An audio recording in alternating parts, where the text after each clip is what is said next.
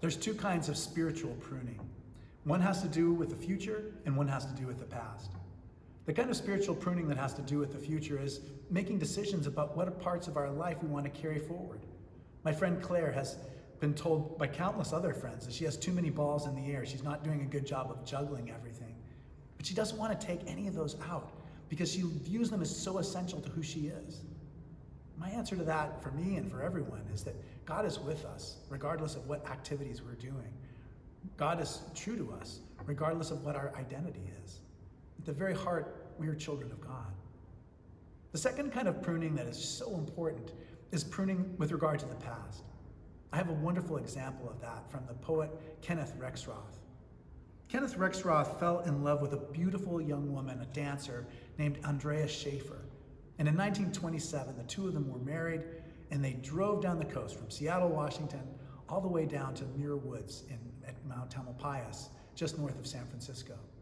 And as they were camping and hiking in those beautiful redwood forests, the two of them decided to settle down here, that they would make their life here. And in the early days, it was so beautiful.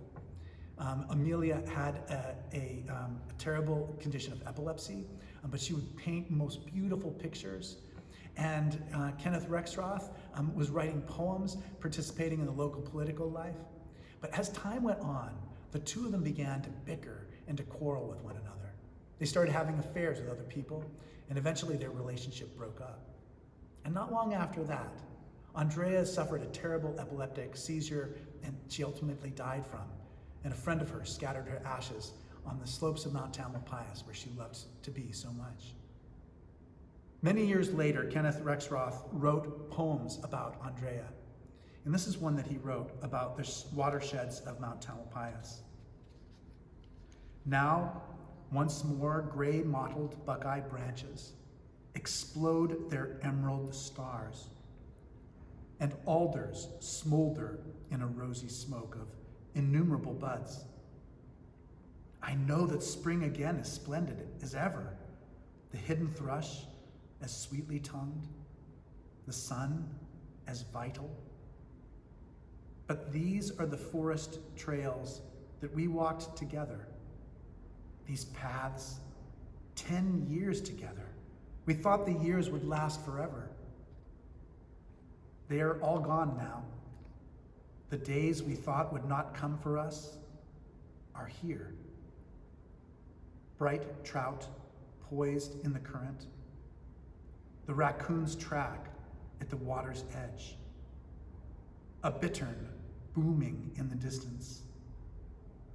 Your ashes scattered on this mountain, moving seaward on the stream.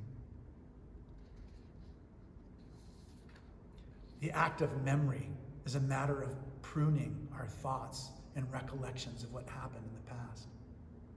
My prayer for you today is, as you prune the activities and interests, as you go forward into the future, you'll have good judgment. And you know that God is walking with you regardless of what path you decide to take. And my deeper prayer is that as you attend to your own history, your own recollections, that you will be able to leave behind the bitterness and the dissension, the conflict, sadness, and you will be able to embrace the joy and wonder and beauty that we experience nearly every day. My name is Malcolm Clemens Young. I'm the Dean of Grace Cathedral in San Francisco, California. Thanks for watching More Good News.